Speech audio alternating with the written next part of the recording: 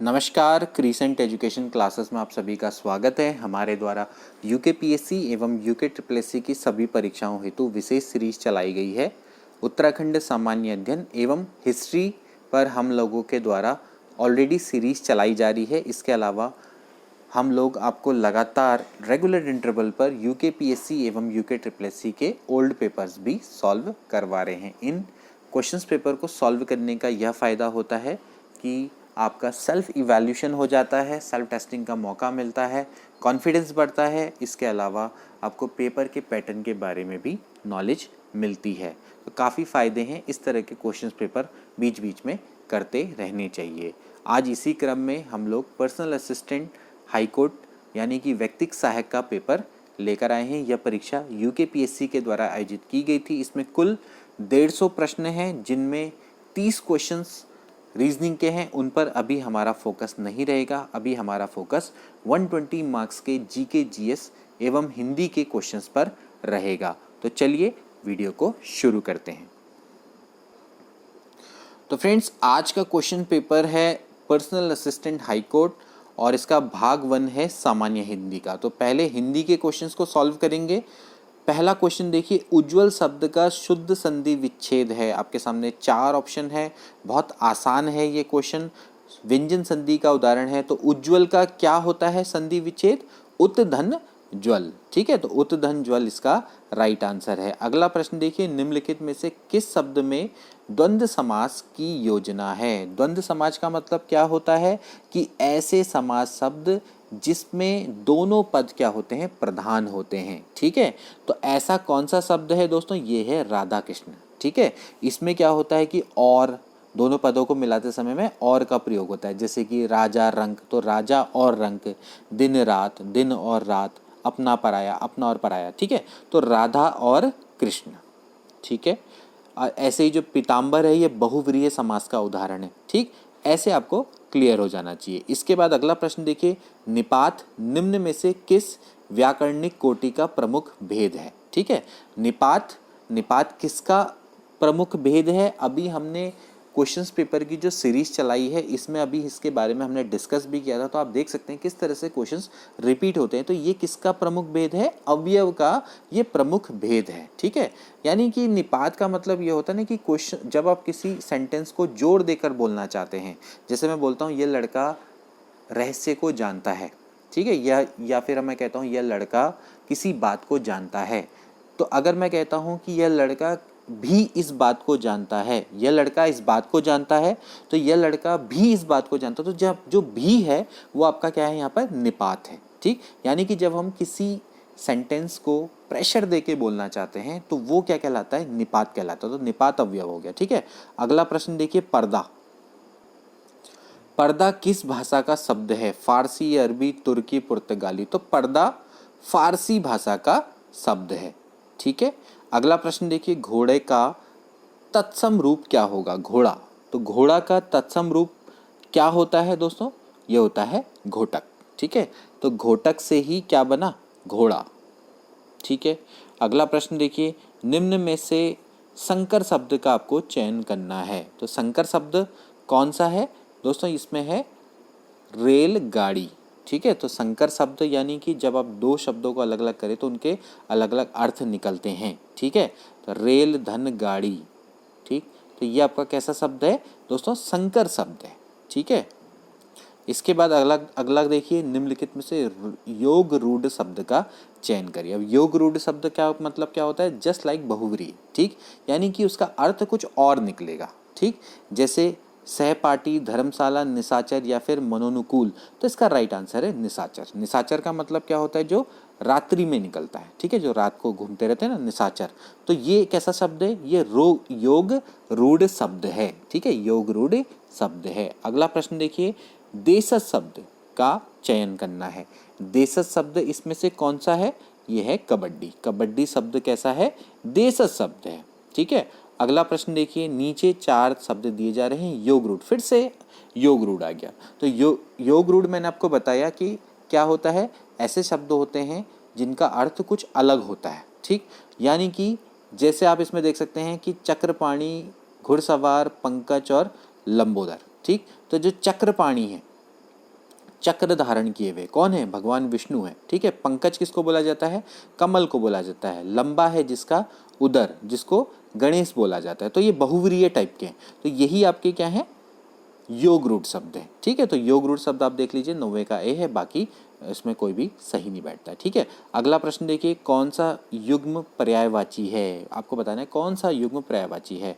तो अली अली, सिरा सिरा, शांत शांत, ये सब अलग अलग हैं। ठीक है, इसमें देखिए प्रस्तर और पत्थर, ये दोनों पर्यायवाची है। प्रस्तर भी पत्थर को ही बोला जाता है। ठीक है, किस एक शब्द का अर्थ नींद से पूरी तरह मुक्तावस्था को प्रकट करता है?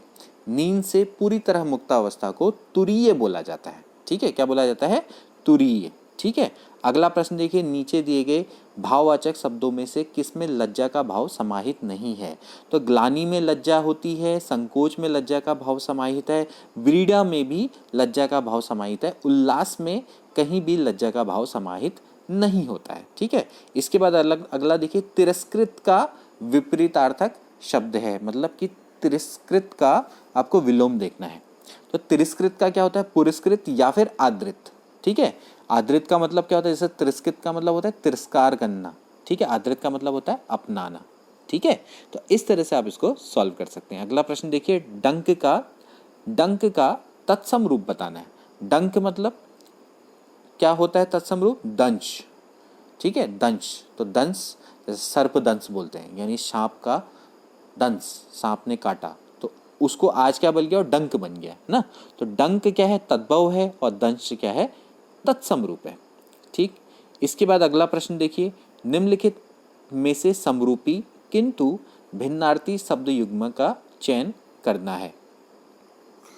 तो इसके ऑप्शन देखिए, राजा प्रजा, खान पान, अभय उभय और पति पत्नी। तो इनमें से कौन से समरूपी हैं?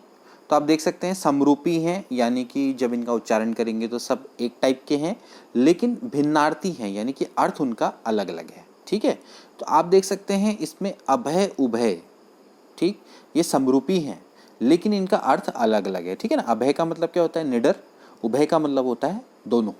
ठीक, तो यहाँ पर ये समरूपी हैं लेकिन भिन्नार्थी हैं, इनके अर्थ अलग अलग है। ठीक, अगला प्रश्न देखिए, निम्नलिखित विपरीतार्थक युग्म में से कौन सा गलत युग्म है? ये विपरीतार्थक युग्म है, इनमें से कौन सा गलत है? ठीक है, आकर्षण का क्या होता है? विकर्षण। ठीक है, अट्रैक्शन का रिपल्सन, ज्योतिर्मय का तमोमय। ठीक है, ज्योतिर्मय का मतलब प्रकाश, तमोमय का मतलब अंधकार, एकत्र विकीर्ण, एकत्र मतलब इकट्ठा करना, विकीर्ण का मतलब अलग अलग कर देना। ठीक है, यानी कि छितरा देना। अब श्रोता वाचाल, श्रोता मतलब होता है सुनने वाला, वाचाल होता है अधिक बोलने वाला। तो ये विपरीतार्थक युग्म नहीं है, तो यानी कि डी वाला ऑप्शन गलत है, यानी कि डी वाला ऑप्शन इसका राइट है। ठीक है, अब निम्न में से कौन सा शब्द सदा एक वचन में प्रयुक्त होता है? हमेशा जो एक वचन में आए। देखिए, आप इसको बना सकते हैं, समाचार, समाचारों, ठीक, दीवार, दीवारों, वर्षों, तो इन सबको बहुवचन में आप यूज कर सकते हैं। वायु हमेशा एक वचन में ही प्रयुक्त होता है। ठीक है, या होती है। ठीक, इसके बाद यानी स्त्रीलिंग है ना वायु। ठीक, तो निम्न में से कौन सा शब्द अप उपसर्ग के योग से नहीं बना है? अप, देखिए, अपकीर्ति, अपधन कीर्ति, अपधन व्यय, अपधनकार, लेकिन अधन पराजित, तो ये अप से नहीं बना, ये अ से बना है, तो यानी कि ए वाला ऑप्शन इसका करेक्ट है। ठीक है, अगला प्रश्न देखिए, संयुक्त वाक्य। आप देखिए, पिछले कुछ वीडियो से आप जब लगातार हमारे संग क्वेश्चंस पेपर अगर पढ़ रहे होंगे तो आपके लिए बहुत इजी पढ़ रहे होंगे क्वेश्चन, क्योंकि अब आपको मैंने संयुक्त वाक्य के बारे में भी बताया था। अभी हालांकि हमने हिंदी पर कोई भी क्लासेस स्टार्ट नहीं करी है, लेकिन क्योंकि हम लगातार इतने क्वेश्चन पेपर सॉल्व कर रहे हैं और मेरी आदत है कि मैं आपको हर क्वेश्चन को मैं सॉल्व करके बताता हूँ, तो इससे आपको काफ़ी आइडिया आ रहा होगा कि किस तरह से इन क्वेश्चन पेपर को हम सॉल्व करेंगे। आगे जाके जब हम हिंदी की स्पेशल क्लासेस लेकर आएंगे तो वहाँ पर आपके लिए चीज़ें बहुत ईजी हो जाएंगी, पहले से आपको आधी चीज़ें आती होंगी। अब आप देखिए, संयुक्त वाक्य का चयन कीजिए। तो मैंने आपको बताया था कि संयुक्त वाक्य के लिए क्या होता है? और योजक बीच में होते हैं। तो और कहाँ पर दिख रहा है? ये दिख रहा है। ठीक, अन्यथा, तो इस तरह के यूज होते हैं बीच में योजक टाइप के। तो ये देखिए, मुझे परीक्षा देनी है और मैं दिल्ली जा रहा हूँ। ठीक, तो ये कैसा वाक्य है? संयुक्त वाक्य है। ठीक, अगला प्रश्न देखिए, निम्न वाक्यों में से विधिवाचक वाक्य क्या है। देखिए विधिवाचक वाक्य, अभी हमने आपको लास्ट वीडियो में बताए थे कि जो वाक्य है उसके अर्थ के आधार पर 8 प्रकार के भेद होते हैं वाक्य के, ना। तो उसमें से एक विधिवाचक वाक्य होता है। तो आप बताइए विधिवाचक वाक्य कौन सा है। ईश्वर तुम्हें सुखी रखे, अब तुम मत खेलो, आप चाय पीजिए, वह कहाँ जा रहा है। ये देखिए, जैसे कि मैं आपको विधिवाचक वाक्यों के बारे में बता दूं, या विधानवाचक भी बोलते हैं, वे वाक्य होते हैं जिनमें क्रिया के करने या होने का बोध हो। ठीक है, तो ऐसे वाक्यों को क्या बोलते हैं, विधानवाचक वाक्य या विधिवाचक वाक्य बोलते हैं। तो ईश्वर तुम्हें सुखी रखे, इसमें कोई क्रिया हो रही नहीं हो रही है। अब तुम मत खेलो, ये निषेधात्मक है। ठीक है, ये निषेधात्मक है, मतलब ये भी एक पार्ट है। ठीक, वह कहाँ जा रहा है, ये प्रश्नवाचक है। तो ऑफकोर्स कौन सा बचा, आप चाय पीजिए। अब आप चाय पीजिए, इसमें क्या हो रहा है, क्रिया के करने या होने का बोध हो रहा है, तो ये विधिवाचक वाक्य है। अगला प्रश्न देखिए, निम्न में से आपको बताना है कौन सा मिश्र वाक्य है। अब मिश्र वाक्य में क्या होगा, इस तरह के योजक और इन सब का प्रयोग नहीं होगा। तो यहाँ पर सिंपल क्या है प्रश्न, ऐसा कुछ भी नहीं है जो पैसे से ना खरीदा जा सके। ये क्या है, ये एक मिश्र वाक्य है। शाम आया और चाय पीकर चला गया, अब ये कैसा है, संयुक्त वाक्य है। ठीक है, ये सरल वाक्य है। तो इस तरह से आप इसको समझ रहे होंगे कि किस तरह से वाक्य बनते हैं। ठीक, अगला प्रश्न देखिए, निम्न में से लोकोक्ति का आपको चयन करना है। ठीक है, तो लोकोक्ति कौन सी है, अंधे की लाठी बगुला भगत 9 2 11 होना, या फिर वही ढाक के 3 पात। तो इसका राइट आंसर है वही ढाक के 3 पात। तो वही ढाक के 3 पात क्या होती है, लोकोक्ति होती है। लोकोक्ति का मतलब होता है दोस्तों कि ये इस तरह से होती है कि ये वाक्य होते हैं पूरे पूरे अपने आप में पूरे होते हैं। ठीक है, तो इनको लोकोक्ति बोला जाता है। जबकि मुहावरे क्या होते हैं, वाक्यांश होते हैं। ठीक, तो अब आगे बढ़ते हैं। चलिए, निम्न में से कौन सा मुहावरा मूर्खता के अर्थ में प्रयुक्त नहीं होता है। कांट का उल्लू, लकीर का फकीर, अक्ल का दुश्मन, या फिर औंधी खोपड़ी। तो लकीर का फकीर क्या है, मूर्खता नहीं है। ठीक है, लकीर का फकीर क्या है, मूर्खता नहीं है। ठीक है, बाकी सब काट का उल्लू मूर्ख होता है, अकल का दुश्मन मूर्ख, औंधी खोपड़ी मूर्ख में होता है। लकीर का फकीर मूर्खता के अर्थ में प्रयोग नहीं होता है। ठीक है, तो लकीर का फकीर का मतलब क्या हो गया भाई, सीधी सीधी बात है, जिसका किस्मत अच्छे से काम नहीं कर रही है। ठीक, तो उसको क्या बोलते हैं, लकीर का फकीर। इसके बाद अगला प्रश्न देखिए, किस शब्द का प्रयोग बहुवचन में होता है। तो किसका प्रयोग होता है, देखिए कथा, दर्शन, गली, धोती। ठीक, तो इसके भी आप देख सकते हैं भाई, कथा। ठीक है, तो कथा का हमेशा क्या होता है, एक वचन में होता है। ऐसे ही गली है, ये भी एक वचन है। ठीक, धोती एक वचन है। दर्शन किस में होता है, बहुवचन में, इनके दर्शन हुए। ठीक, उनके दर्शन हुए, तो दर्शन हुए तो मतलब क्या हो गया, बहुवचन हो गया। इसके बाद अगला प्रश्न देखिए, राम धीरे धीरे टहलता है। अब आप बताइए, ऐसा प्रश्न ये हमने किया था ना पिछली वीडियो में, तो देखिए किस तरह से क्वेश्चंस रिपीट होते हैं। तो धीरे धीरे क्या बताया था, क्रिया विशेषण बताया था, तो ये क्रिया विशेषण है। ठीक है, धीरे धीरे टहलता है क्या है, क्रिया विशेषण है। ठीक, अगला प्रश्न देखिए, विलोम की दृष्टि से कौन सा युग्म गलत है। आपको बताना है कि कौन सा युग्म गलत है। अवनी अंबर बिल्कुल सही है, गरल सुधा बिल्कुल सही है, श्यामा गौरी ये भी सही है, लेकिन आमोद प्रमोद सही नहीं है। ठीक है, विलोम की दृष्टि से आपको देखना, अंबर अवनी, अंबर का मतलब क्या होगा, आकाश, अवनी का हो गया पाताल मतलब धरती हो गया। ठीक है, गरल सुधा मतलब कि अमृत और विष। ठीक है, श्यामा गौरी मतलब कि काला और गोरा। ठीक, आमोद प्रमोद ये आपका क्या है, युग्म गलत है। तो समझ में आया दोस्तों कि आमोद और प्रमोद ये क्या है, ये दोनों के दोनों का सेम ही अर्थ होता है। इनका मतलब अर्थ क्या होता है, प्रसन्नता यानी खुशी। तो दोनों पर्यायवाची हैं। ठीक, ये विलोम नहीं है। इसके बाद अगला प्रश्न देखिए, मुझे है कि मैं आपके पत्र का उत्तर ना दे सका। तो रिक्त स्थान की पूर्ति करनी है आपको। खेद है, शोक है, दुख है, कष्ट है। तो क्या होगा, ऑफकोर्स मुझे खेद है कि मैं आपके पत्र का उत्तर ना दे सका। ठीक है, वह स्वयं हलाहल पीकर दूसरों को पिलाता है। हलाहल का मतलब क्या होता है, विष। तो स्वयं हलाहल पी के दूसरों को क्या पिलाता है, अमृत पिलाता है। तो इस तरह से इसको आप बना सकते हैं, है ना। तो क्वेश्चंस पेपर का जो लेवल है वो तो मॉडरेट दिख रहा है, जिस तरह से हम देख रहे हैं क्वेश्चन को। इसके बाद अगला देखिए, ऊँट के मुंह में जीरा लोकोक्ति का क्या अर्थ है। तो ऊँट के मुंह में जो जीरा है, लोकोक्ति का अर्थ है आवश्यकता अधिक लेकिन मिलना बहुत कम।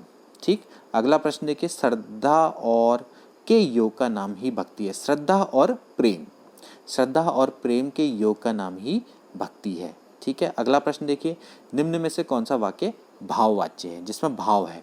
राजीव सोता है, इसमें कोई भाव है नहीं। रोगी को दवाई दे दी, कोई भाव नहीं है। बच्चे शोर मचा रहे हैं, कोई भाव नहीं। अब मुझसे सहा नहीं जाता, यहाँ पर आपके भाव निकल कर आ रहे हैं, ठीक है। तो ये कैसा है, भाववाचक वाक्य है, ठीक है। अगला प्रश्न देखिए, जो कुछ नहीं जानता, वाक्यांश के लिए उपयुक्त शब्द है जो कुछ नहीं जानता। विज्ञ, अज्ञ, अल्पज्ञ या फिर अज्ञेय। देखिए जो सब कुछ जानता है उसके लिए अज्ञेय, जो कुछ नहीं जानता अज्ञ। तो अज्ञ इसका राइट आंसर है, ठीक है। अगला प्रश्न देखिए, अंतस्थ व्यंजन का आपको चयन करना है। छ, ण, ल, श, ठीक। अंतस्थ व्यंजन का मतलब क्या होता है, जो अंतःकरण से उच्चारित होते हैं उनको क्या बोला जाता है, अंतस्थ व्यंजन कहते हैं। जैसे कि य, र, ल, व, ये क्या होते हैं, अंतस्थ होते हैं, तो इसमें ल वाला सही है। अगला प्रश्न देखिए, बड़ा अच्छा प्रश्न है। निम्नलिखित में से पार्श्विक व्यंजन कौन सा है। देखिए पार्श्विक व्यंजन वो होता है जिसके उच्चारण में जीभ तो आपके तालु को छूती है, मतलब कि जो ऊपर होता है ना, जैसे तालु, तो तालु को छूती है लेकिन पार्श्व से हवा निकल जाए, तो उसको हम बोलते हैं पार्श्विक व्यंजन। अब इसमें आपको ध्यान रखना है कि एक ही व्यंजन है, यानी कि एक ही व्यंजन है लौ, वो ही आपका पार्श्विक व्यंजन है हिंदी में, ठीक है। तो ऐसा व्यंजन जिनके उच्चारण में आपकी जीभ का भाग मसूड़े को तो छूता है लेकिन जो वायु है वो पार्श्व के आसपास से निकल जाती है, तो उनको क्या बोलते हैं, पार्श्विक व्यंजन बोलते हैं। तो लौ इकलौता है, तो ये बहुत इजी है। पार्श्विक व्यंजन क्या होता है, आपका इकलौता लौ ही है, ठीक है। तो ये अंतस्थ व्यंजन भी है, इसके अलावा ये पार्श्विक व्यंजन भी है। तो काफी अच्छा प्रश्न है। निम्नलिखित में से पश्च स्वर का चयन कीजिए। पश्च स्वर, अब वो स्वर कौन से होते हैं, जिन स्वरों के उच्चारण में जीभ का पीछे का भाग सक्रिय रहता है उनको क्या बोलते हैं, पश्च स्वर बोलते हैं। जैसे कि आ, उ, बड़ा ऊ, ओ, औ, ठीक है। ये क्या कहलाते हैं, पश्च स्वर कहलाते हैं। तो इसमें आ वाला राइट है, ठीक है। इसके बाद अगला प्रश्न देखिए, नासिक के व्यंजन किसको बोलते हैं, जिसमें आपके नाक का प्रयोग होता है, ठीक है। तो इसमें आप देख सकते हैं कि नाक का प्रयोग देख लीजिए क्या होना है, ज्यों, ठीक है। तो ज्यों ये आपका क्या है, नासिक के व्यंजन है, क्योंकि इसमें आपके नाक से हवा निकल रही है तो नाक का प्रयोग हो रहा है, तो क्या कहलाएगा, नासिक के व्यंजन कहलाएगा, ठीक है। तो इस तरह से आप इसको समझ सकते हैं, बहुत ईजिली आप इनको कर सकते हैं। अगला प्रश्न देखिए, कौन सा शब्द वर्तनी की दृष्टि से शुद्ध है। तो कौन सा है, प्रज्वलित, पहला वाला, ठीक है। ये वर्तनी की दृष्टि से बिल्कुल शुद्ध है। इसके बाद कौन सा शब्द वर्तनी की दृष्टि से शुद्ध है, कौन सा है, कवयित्री, ठीक है ना, कवयित्री ऐसा लिखा जाता है, डी वाला ऑप्शन इसका करेक्ट है, ठीक है। निम्न में से कौन सा शुद्ध शब्द है, बड़े बहुत बार आगे शुद्ध वाले आगे, तीनों एक के बाद एक, तो कौन सा होगा, बी वाला सही है, अत्युक्ति, ठीक है। अत्युक्ति वाला बिल्कुल सही है, ठीक। अगला प्रश्न देखिए, यशोदा का सही संधि विच्छेद आपको बताना है। यशोदा का सही संधि विच्छेद क्या होगा, यशः धन दा, ठीक है। इसमें विसर्ग संधि है तो ये यशः धन दा कहलाएगा, ठीक है। इसके बाद देखिए, ये प्रश्न मैंने आपको बताया है, अंग अह ध्वनियाँ कहलाती हैं, इनको क्या बोलते हैं दोस्तों, आयोगवाह इनको बोला जाता है, आयोगवाह, ठीक है। या अनुनाद स्वर भी इनको बोला जाता है। तो काफ़ी इनके बारे में भी हमने पढ़ा है, पिछली काफ़ी वीडियो से हम हिंदी भी पढ़ रहे हैं, तो देखिए किस तरह से रिपीट हो रहे हैं, ठीक। इसके बाद हिंदी भाषा में लिंग के कितने भेद है, दो ही भेद होते हैं, एक होता है पुल्लिंग, एक होता है स्त्रीलिंग, तो डी वाला ऑप्शन इसका करेक्ट हो जाएगा, ठीक है। अगला प्रश्न देखिए, 29 शब्द में किस उपसर्ग का योग है या प्रयोग है, ठीक है। तो उन धन 30, ठीक है। तो उन धन 30 यानी कि बी वाला ऑप्शन इसका करेक्ट हो जाएगा, यानी कि बी वाला का ऑप्शन करेक्ट है, ठीक है। अगला प्रश्न देखिए, निम्न में से कौन सा शब्द स्त्रीलिंग है, संतान, नगर, पक्षी, पेड़, ठीक। तो आप बहुत इजीली इसको बता सकते हैं। देखिए संतान हुई, उसकी संतान हुई, तो संतान हुई तो इसका मतलब क्या हो गया भाई, वो स्त्रीलिंग है, ठीक। या आप इसको ऐसे ही बता सकते हैं, मैंने अच्छा संतान, अच्छी संतान, ठीक है, तो अच्छी संतान है, ठीक। नगर ना, अच्छा नगर, अच्छी नगर, ऐसे करके भी आप इसको बता सकते हैं, ठीक। तो यहाँ पर आप क्लियरली दे सकते हैं कि ए वाला ऑप्शन इसका करेक्ट है, ठीक। अगला प्रश्न देखिए, किस समास में पहला पद विशेषण और दूसरा पद विशेष्य होता है। तो कौन सा होता है समास में ऐसा, कर्मधारय समास वो कहलाता है, ठीक है। अब अव्ययी भाव समास क्या होता है, जिसमें पहला पद प्रधान होता है उसको अव्ययी भाव कहते हैं, जिसमें दूसरा पद होता है उसको तत्पुरुष समास बोलते हैं, ठीक है। जिसमें दोनों पद प्रधान होते हैं उसको द्वंद्व बोलते हैं। कर्मधारय में एक पद विशेषण, दूसरा क्या होता है, विशेषता होता है। द्विगु में क्या होता है, संख्या हो जाती है, ठीक है। तो ऐसे करके आप इन समास को याद कर सकते हो। तो देखिए हिंदी वाला पोर्शन हमारा फटाफट हो गया। अब आता है जनरल स्टडी वाला पोर्शन। तो चलिए जनरल स्टडी वाले पोर्शन को स्टार्ट करते हैं। तो देखिए सामान्य दिन का पहला प्रश्न, बुलंद दरवाजा कहाँ अवस्थित है? बुलंद दरवाजा आगरा, फतेहपुर सीकरी, भरतपुर या फिर बदायूं? तो इसका राइट आंसर है फतेहपुर सीकरी। भारत में उत्तर प्रदेश प्रांत में आगरा से कुछ किलोमीटर यानी कि अराउंड 43 किलोमीटर की दूरी पर फतेहपुर सीकरी नामक स्थान है। यहाँ पर बुलंद दरवाजा अवस्थित है। अकबर ने इसका निर्माण करवाया था 1602 में गुजरात विजय के उपलक्ष्य में। बस इतना आपको इसके बारे में पता होना चाहिए, ठीक है। इसके बाद अगला प्रश्न देखिए, शेख बहुद्दीन जकरिया निम्न में से किस सूफी सिलसिला से संबंधित थे? सोहरावर्दी, चिश्ती फिरदौसी या फिर इनमें से कोई नहीं? तो सोहरावर्दी, चिश्ती या फिर फिरदौसी? तो इसका राइट आंसर है सोहरावर्दी। शेख बहुद्दीन जकरिया सोहरावर्दी सूफी सिलसिला से संबंधित थे, ठीक है। ये भी आपको याद रखना पड़ेगा, ठीक।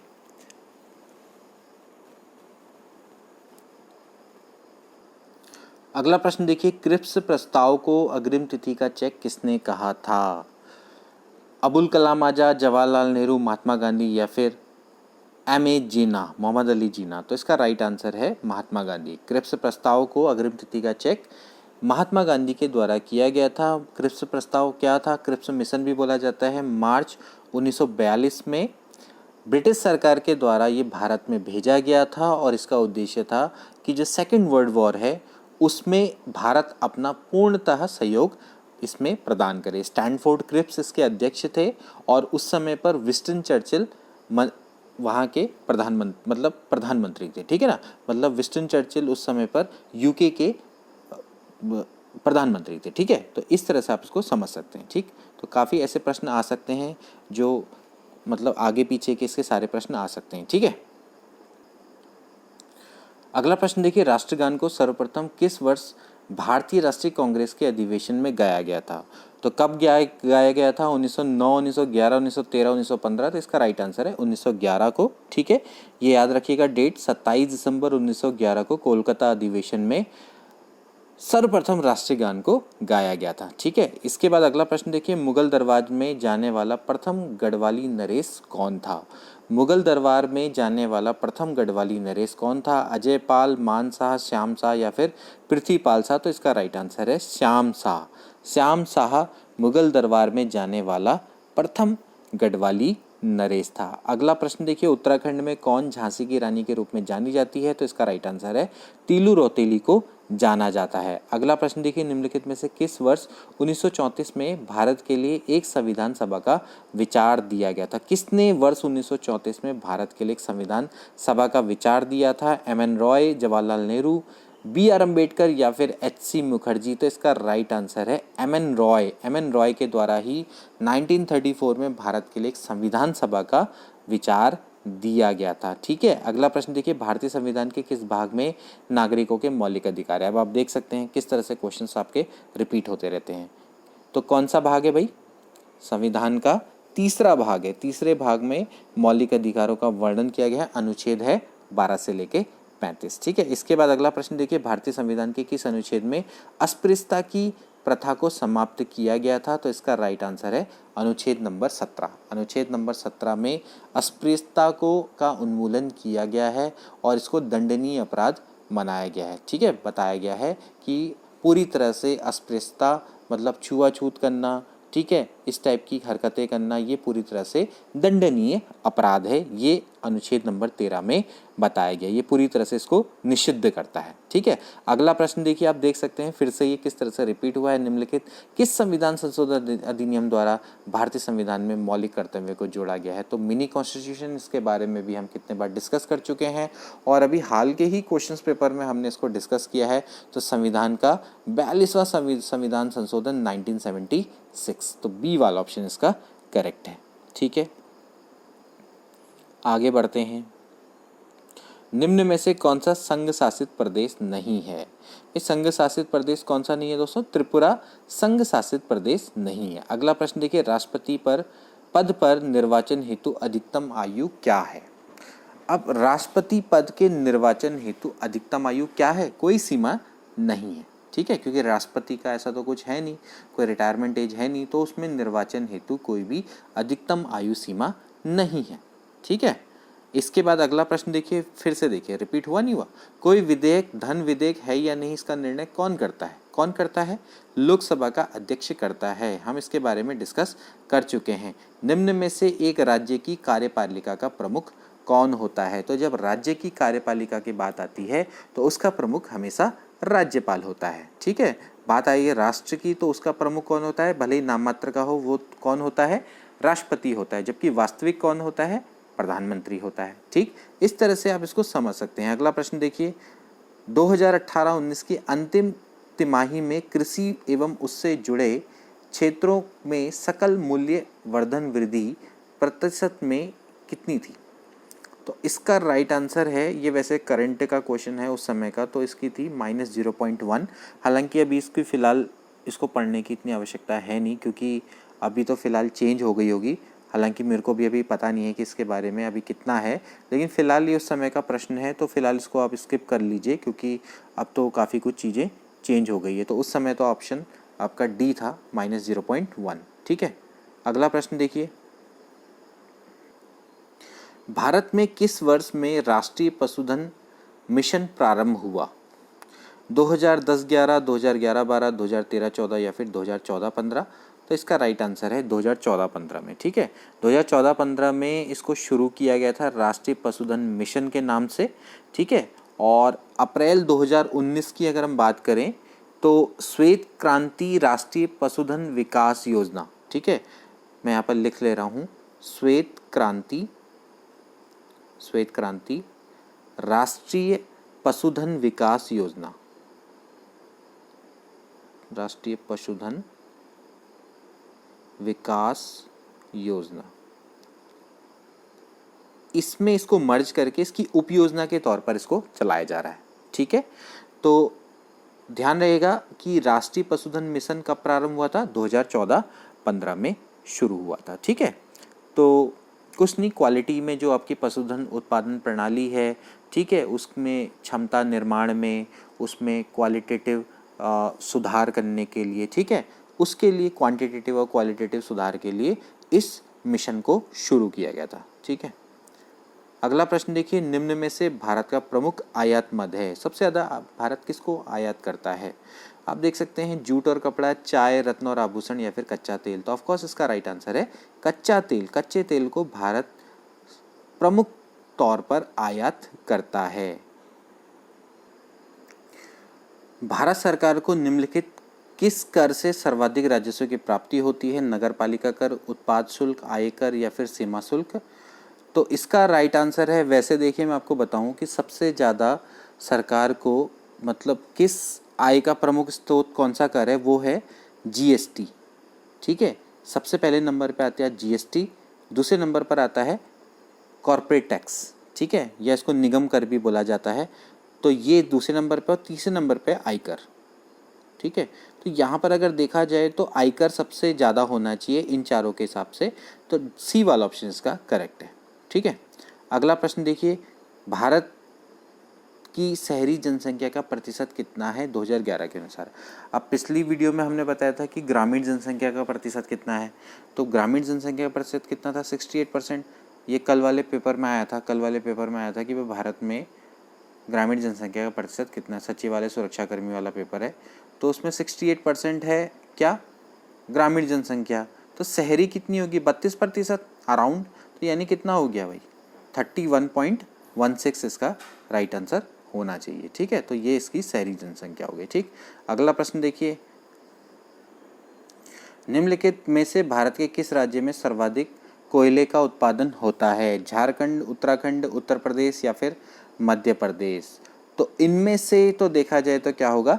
झारखंड इसका राइट आंसर है। वैसे बात करें अगर पूरे देश की, तो छत्तीसगढ़ में सबसे ज़्यादा लोहे का उत्पादन, कोयले का उत्पादन होता है। तो कोयले के उत्पादन में अग्रणी कौन है? छत्तीसगढ़, उसके बाद आता है झारखंड।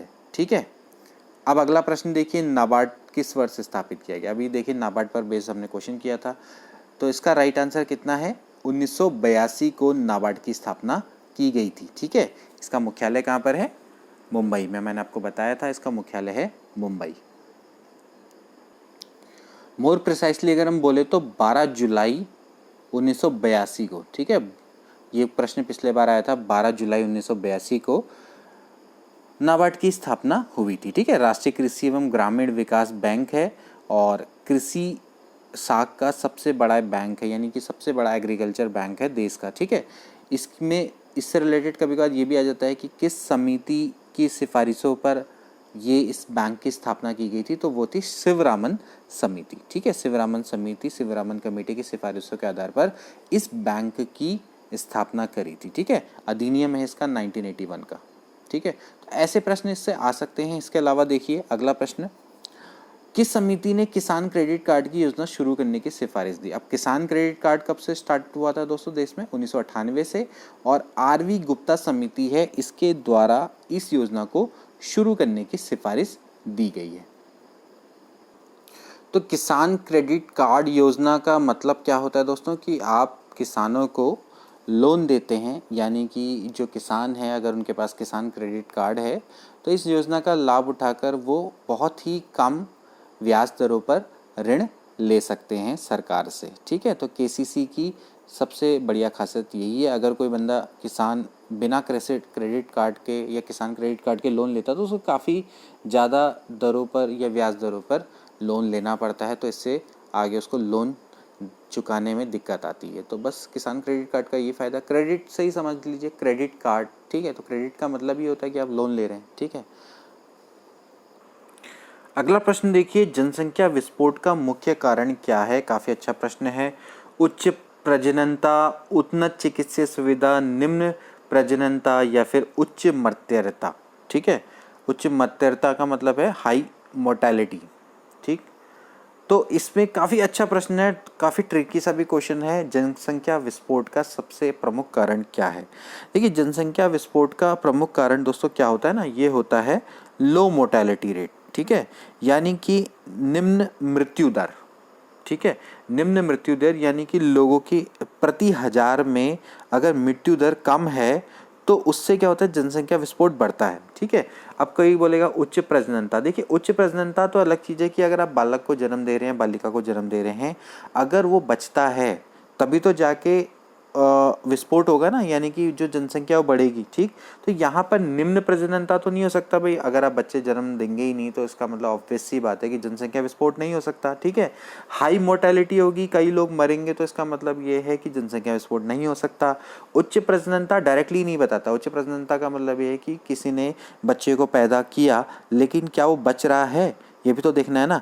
तो कहने का मतलब ये है कि वो कैसे बचेगा, वो बचेगा उन्नत चिकित्सीय सुविधा से। तो उन्नत चिकित्सीय सुविधा क्या करती है कि जो जीवित बच्चे हैं प्रति हजार में जीवित बच्चों की संख्या को बढ़ाती है, ठीक है ना, यानी कि जनसंख्या की विस्फोट को बढ़ाती है। तो ये इसका दोस्तों मुख्य कारण है, ठीक है। जन्म दर एक अलग चीज होती है, ठीक है, जन्म दर, मृत्यु दर, ठीक है। तो जन्म दर की अगर हम बात करें कि प्रति हजार व्यक्तियों में जितने जीवित बच्चों का जन्म होता है तो उसको जन्म दर बोला जाता है, ठीक है। तो यहाँ पर यही चीज़ हो रहा है कि भाई उसको देखा जाए तो फर्टालिटी रेट बोला जाएगा ना, ठीक है, या प्रोडिक्शन भी बोल सकते हैं उसको, ठीक। तो यहाँ पर देखा जाए तो उन्नत चिकित्सीय सुविधा के कारण जनसंख्या विस्फोट मुख्य कारण है। तो काफ़ी अलग सा क्वेश्चन है, ट्रिकी क्वेश्चन है, लेकिन बढ़िया क्वेश्चन है। तो उन्नत चिकित्सा सुविधा जनसंख्या के विस्फोट का मुख्य कारण है, ठीक है। अगला प्रश्न देखिए क्या है, निम्नलिखित में से एक तीव्र औद्योगिकरण और नगरीकरण का परिणाम है। जब तेजी से औद्योगिकरण होगा और नगरीकरण होगा, इससे क्या होगा? शहरी क्षय होगा, ग्रामीण जनसंख्या का ह्रास होगा, ग्रामीण उत्थान होगा, या फिर शहरी जनसंख्या का ह्रास होगा? क्या होगा? ऑफ कोर्स ग्रामीण जनसंख्या का ह्रास होगा। जब अब तेजी से औद्योगिकरण होगा और नगरीकरण होगा, नगरीकरण का मतलब है कि जब नगर में ज़्यादा लोग निवास करेंगे तो आएंगे कहाँ से? ग्रामीण से तो आएंगे ना। तो ग्रामीण जनसंख्या में कमी होती चली जाएगी, शहरी जनसंख्या में ह्रास कहाँ से हो जाएगा? बढ़ेगा। ग्रामीण उत्थान नहीं हो सकता, जब गांव के लोग छोड़ेंगे गांव को तो ग्रामीण उत्थान कैसे हो सकता है? और शहरी क्षय कोई मतलब नहीं बनता, ठीक है। इसके बाद अगला प्रश्न देखिए, अपीको आंदोलन का उद्भव हुआ। अपीको आंदोलन का उद्भव कैसे हुआ, मतलब कहाँ हुआ, ठीक है। तो अपीको आंदोलन का उद्भव कहाँ हुआ है दोस्तों? कर्नाटक में हुआ है। ठीक है, कर्नाटक में अपीको आंदोलन है। बिल्कुल ही चिपको आंदोलन जो उत्तराखंड में हुआ था ना, उसकी तर्ज पर है। तो 1980s में यह आंदोलन हुआ था कर्नाटक में। तो अपीको आंदोलन, वैसे कई जगह क्या बोलते हैं? अपीको आंदोलन। ठीक है, अपीको आंदोलन इसको बोला जाता है। ठीक है, अगला प्रश्न देखिए, वायु प्रदूषण नियंत्रण अधिनियम का अधिनियम कब हुआ था? ठीक है, 1986, 1972, 1974 या फिर 1981? काफ़ी अच्छा प्रश्न है। इसका राइट आंसर मैं आपको बता दूं, इसका राइट आंसर है 1981।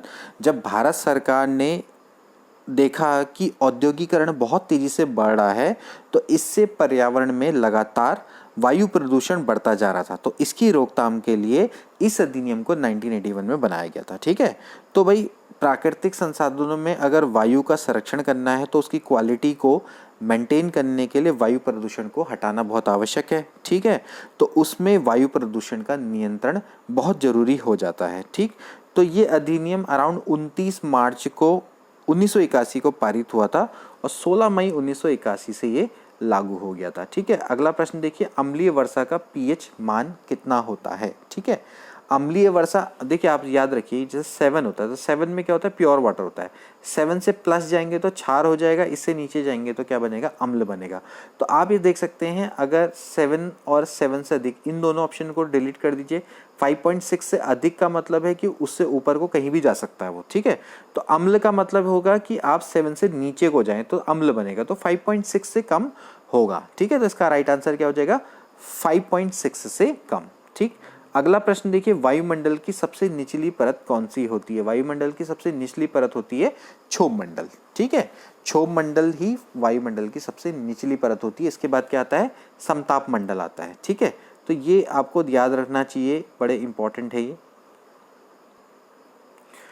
कोडानकुलम प्रसिद्ध है। कोडानकुलम काफ़ी इंपॉर्टेंट है ये, और ये प्रश्न भी काफ़ी रिपीट होता है। हालांकि अभी तक हमने करवाया नहीं है, लेकिन मैं आपको बता दूं, परमाणु शक्ति केंद्र के लिए ये प्रसिद्ध है। ठीक, जो कुडनकुलम, इसको वैसे कुडनकुलम बोलते हैं, कुडनकुलम। कुडनकुलम कहाँ अवस्थित है? ये है तमिलनाडु में। ठीक है, तमिलनाडु में तिरुनवेली, ये तिरुनेलवेली या फिर तिरुनवेली भी आप इसको बोल सकते हैं। तिरुनेलवेली जिले में अवस्थित है ये कुडनकुलम, और यहाँ पर परमाणु ऊर्जा संयंत्र का निर्माण किया गया है। तो परमाणु शक्ति केंद्र के लिए ये प्रसिद्ध है, तमिलनाडु में अवस्थित है। ठीक है, अगला प्रश्न देखिए, पंजाब की महत्वपूर्ण नकदी फसल है। तो पंजाब की नकदी फसल जो महत्वपूर्ण है वो है कपास। ठीक है, अगला प्रश्न देखिए, टुंडा किस्म की जलवायु का एक और नाम क्या है? टुंड्रा किस्म, जहाँ पर बहुत ठंड होती है, तो आप समझ सकते हैं क्या होगा?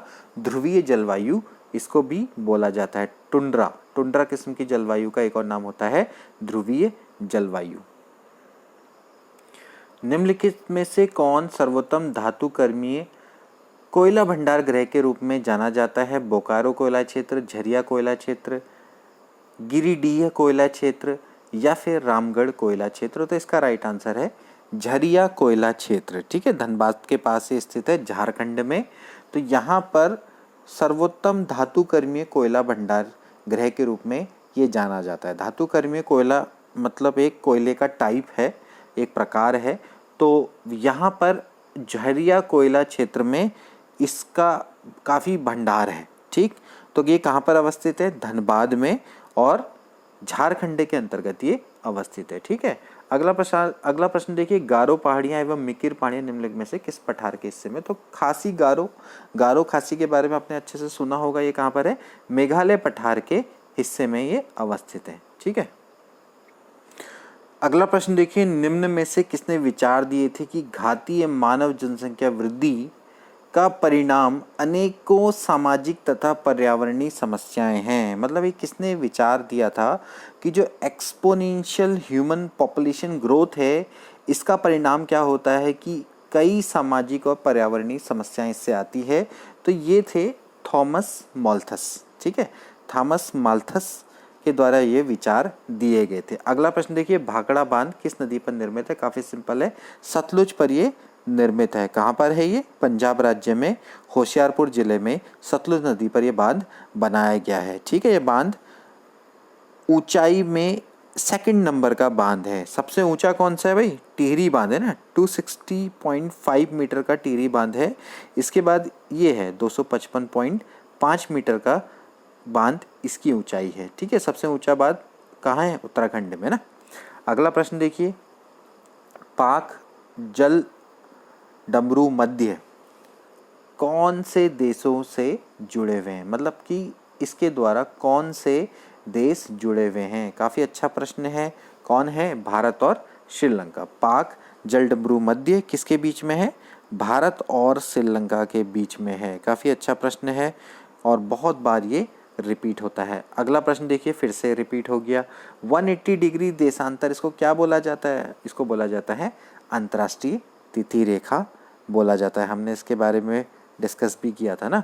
इसके बाद अगला प्रश्न देखिए, दिसंबर माह में कौन सा स्थान सबसे अधिक सौर ताप प्राप्त करेगा? देखिए, दिसंबर का महीने में इक्विनेक्स की घटना होती है। तो इक्विनेक्स के जब हम बात करेंगे, एक तो आपका दो तरह के होते हैं ना, एक होता है विंटर इक्विनेक्स, ठीक है, और एक होता है आपका जो स्प्रिंग इक्विनेक्स होता है। ठीक है, यानी कि जो एक होता है आपका 21 मार्च के दौरान पे, मार्च के दौरान पर, एक होता है आपका दिसंबर के दौरान पे। ठीक है, तो जब इक्विनेक्स की घटना का मतलब क्या होता है कि जब दिन और रात बराबर होते हैं, तो दिसंबर के माह में सबसे अधिक सौर ताप कौन प्राप्त करेगा दोस्तों? वो प्राप्त करेगा चेन्नई। ठीक है, तो यहाँ पर इसका राइट आंसर क्या हो जाएगा?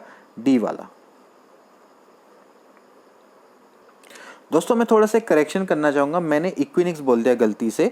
इक्विनिक्स नहीं, मतलब कि जो दिसंबर है वो उस दिन 21 दिसंबर को सबसे छोटा दिन होता है ना, तो जिस दिन सबसे छोटा दिन होता है उत्तर में, तो यहाँ पर जो चेन्नई है उस दिन सबसे ज़्यादा सौर ताप प्राप्त करता है। ठीक है, उसको विंटर सोलास्टिक बोलेंगे, मैंने इक्विनिक्स बोल दिया ना।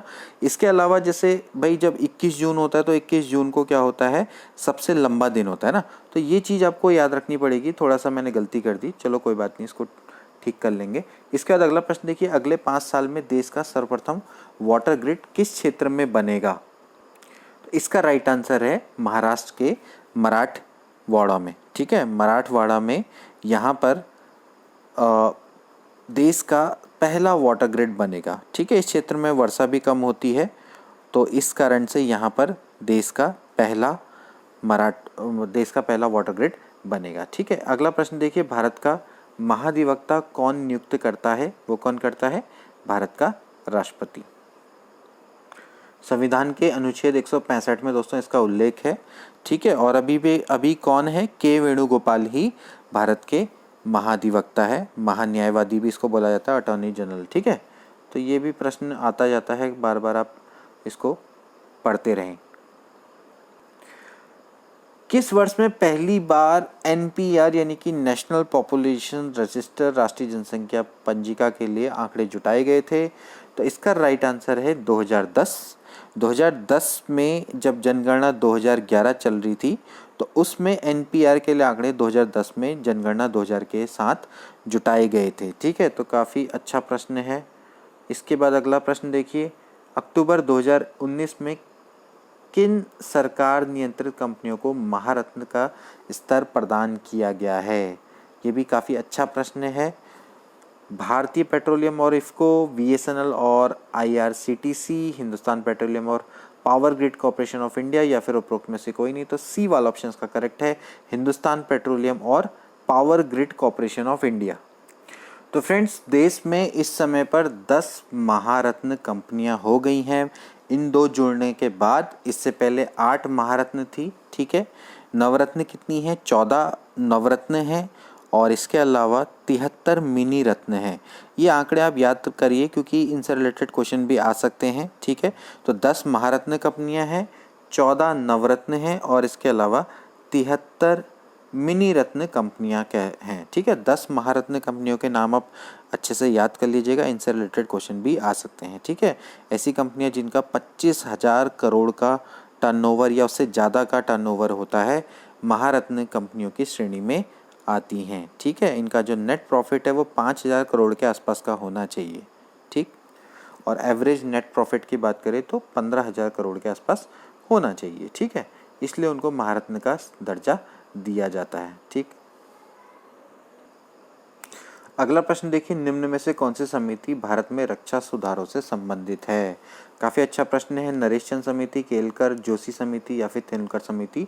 नरेश चंद समिति दोस्तों भारत में रक्षा सुधारों से संबंधित है। 2012 में इस समिति ने अपनी रिपोर्ट दी थी। ठीक है, तो ये काफ़ी अच्छा प्रश्न है, नरेश चंद्र समिति। ठीक है, अगला प्रश्न देखिए, भारत संविधान का अनुच्छेद 371A विशेषाधिकार प्रदान करता है नागालैंड को। ठीक है, नागालैंड से ये संबंधित है। अगला प्रश्न, किस राज्य ने देश की पहली उत्सर्जन व्यापार योजना ETS यानी कि इमिशन ट्रेडिंग सिस्टम को शुरू किया है? इसका राइट आंसर है सूरत, गुजरात।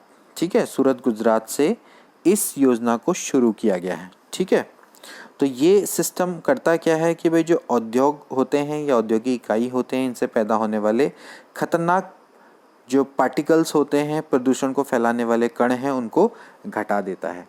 ठीक, अगला प्रश्न देखिए, इनमें से कौन सा खरीफ की फसल नहीं है? खरीफ की फसल कौन सी नहीं है? सरसों खरीफ की फसल नहीं है। अगला प्रश्न देखिए, वर्ल्ड हैप्पीनेस रिपोर्ट 2019 की 156 देशों की सूची में कौन सा देश चोटी पर रहा? इसका राइट आंसर है फिनलैंड। और 2021 की रिपोर्ट में भी फिनलैंड ही टॉप में रहा है। ठीक है, मतलब पिछले 4 सालों से फिनलैंड सबसे खुश देशों में टॉप में रह रहा है। तो ठीक है, तो लगातार चौथे साल भी फिनलैंड ही बना है, तो 2021 में भी यही है। ठीक, अगला प्रश्न देखिए, 2019 के अंत तक कितने देश यूरोपीय संघ में थे? तो 28 देश हैं, अभी भी 28 ही हैं 2021 में भी। उत्तराखंड में कागज का सबसे बड़ा कारखाना कहाँ पर अवस्थित है? तो आप लोग सभी जानते हैं, लाल कुआं, जो कि नैनीताल के अंदर पड़ता है, नैनीताल जिले के अंतर्गत। यहाँ पर कागज का सबसे बड़ा कारखाना अवस्थित है। ठीक है, इसके बाद यमुना घाटी से गंगा घाटी जाने के लिए किस पर्वत श्रेणी को पार करना होगा?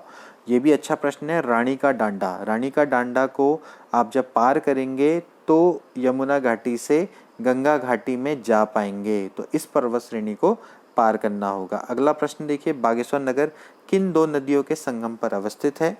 तो सरयू गोमती के संगम पर ये अवस्थित है। ठीक है, 2011 की जनगणना के अनुसार उत्तराखंड राज्य में न्यूनतम साक्षरता वाला जो जनपद था वो कौन है? न्यूनतम साक्षरता वाला जनपद है उधम सिंह नगर। यहाँ की जो साक्षरता प्रतिशत है वो है 73.1%। ठीक है, उत्तराखंड में भकार शब्द का प्रयोग किसके लिए होता है? ये होता है खाद्यान्नों के भंडारण के लिए भकार शब्द का प्रयोग होता है। ठीक है, अगला प्रश्न देखिए, हर्षवंती बिष्ट किस साहसिक खेल के लिए प्रसिद्ध हैं? तो ये पर्वतारोही हैं, पर्वतारोहण के लिए प्रसिद्ध हैं, अर्जुन पुरस्कार विजेता हैं ये। ठीक है, अगला प्रश्न देखते हैं, उत्तराखंड में IIM स्थित है, कहाँ पर है? IIM Indian institute of management कहाँ पर है? काशीपुर में ये अवस्थित है। 2011 में दोस्तों ये स्थापित हुआ था उत्तरकाशी में। ठीक है, प्रश्न पूछा जा सकता है, उत्तराखंड में ग्रामीणों में नाली शब्द का प्रयोग किसकी माप के लिए होता है? ठीक है, नाली, मुट्ठी, इसका प्रयोग किसके लिए होता है? दोस्तों ये होता है भूमि मापन में, है ना। भूमि हम अभी भी पहाड़ों में क्या करते हैं भाई, नाली, मुट्ठी, इसी का तो प्रयोग करते हैं ना। तो भाई नाली शब्द का प्रयोग किसके लिए होता है? भूमि के मापन के लिए इसका प्रयोग किया जाता है। ठीक है, ताम्र नगरी के रूप में कौन जाना जाता है? सभी लोग जानते हैं, अल्मोड़ा को ताम्र नगरी के रूप में जाना जाता है। अगला प्रश्न देखिए, उत्तराखंड का राज्य पुष्प है, कौन है दोस्तों? ब्रह्म कमल उत्तराखंड का राज्य पुष्प है। ठीक है, कौन सी नदी फूलों की घाटी से होकर बहती है? काफ़ी सिंपल है, पुष्पावती नदी है जो कि फूलों की घाटी से होकर बहती है। ये प्रश्न ऐसे प्रश्न हैं जो कि बहुत सिंपल भी हैं लेकिन लगातार पूछे जाते रहते हैं। परीक्षा वाणी बुक है, उसको ज़रूर आप पढ़ें, उसमें आपको ये सारे प्रश्न मिलेंगे एक के बाद एक। तो कहीं ना कहीं बेसिक्स जो होते हैं वो बहुत इम्पॉर्टेंट होता है पढ़ना। जितना बेसिक्स की ओर को ध्यान रखेंगे उतना आपका अच्छा जाएगा पेपर, ये मेरी गारंटी है। अगर आप बेसिक्स को ना पढ़ के सीधे हाई लेवल पे जाएंगे तो होता क्या है कि ना हाई लेवल ही होता है ना बेसिक ही हो पाता है। ठीक है, उत्तराखंड राज्य में राज्यसभा से कितने सदस्य प्रतिनिधित्व करते हैं? 3 राज्यसभा से करते हैं, 5 लोकसभा से करते हैं। पिछला क्वेश्चन लोकसभा से था, इस बार राज्यसभा से है। ठीक है, निम्न में से किन जनपद में कॉर्बेट नेशनल पार्क अवस्थित है? कॉर्बेट नेशनल पार्क दोस्तों कहाँ पर अवस्थित है? नैनीताल और पौड़ी गढ़वाल में ये अवस्थित है। ठीक है, 1936 में इसकी स्थापना हुई थी। ठीक, सबसे पुराना नेशनल पार्क है भारत का। निम्न में से उत्तराखंड का कौन सा स्थान सर्वाधिक पर्यटन गंतव्य की दृष्टि से प्रसिद्ध है? यहाँ पर सबसे ज़्यादा पर्यटक गंतव्य हुआ है, तो इसका मैं आपको राइट आंसर बताऊं दोस्तों, ये है हरिद्वार। ठीक है, ना मसूरी ना नैनीताल, हरिद्वार। हरिद्वार में सबसे ज़्यादा पर्यटक गंतव्य होता है, मतलब सबसे ज़्यादा पर्यटक लोग आते हैं हरिद्वार में। अगला प्रश्न देखिए, उत्तराखंड के किस जनपद में पाताल भुवनेश्वर अवस्थित है? पाताल भुवनेश्वर की गुफाएं जो कि बहुत ज़्यादा फेमस है, तो गंगोली हाट पिथौरागढ़ में ये अवस्थित है। ठीक है, आगे देख लेते हैं कुछ और क्वेश्चन। टॉयलेट को साफ करने के लिए जो अम्ल प्रयोग किया जाता है उसका नाम होता है दोस्तों HCl, यानी कि हाइड्रोक्लोरिक एसिड, यानी कि हाइड्रोक्लोरिक अम्ल। ठीक, रासायनिक तौर पर हीरा एक्चुअली क्या होता है दोस्तों? कार्बन होता है, शुद्ध कार्बन होता है। ठीक है, चीनी शर्करा क्या होती है दोस्तों? ये होती है सुक्रोज, सुक्रोज इसको बोला जाता है। ठीक है, कौन सा विटामिन दृष्टि से संबंधित है? कौन सा विटामिन होता है दोस्तों? वो होता है विटामिन ए।